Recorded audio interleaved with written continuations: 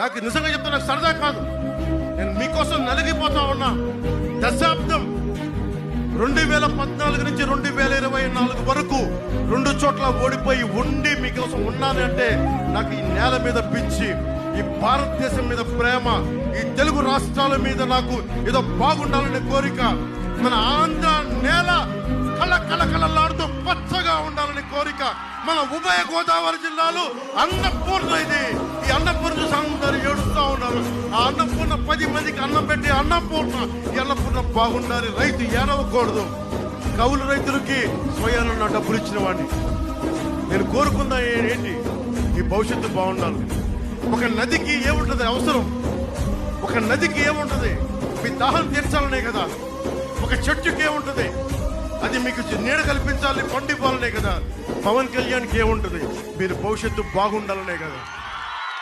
ఏముంటది నాకు?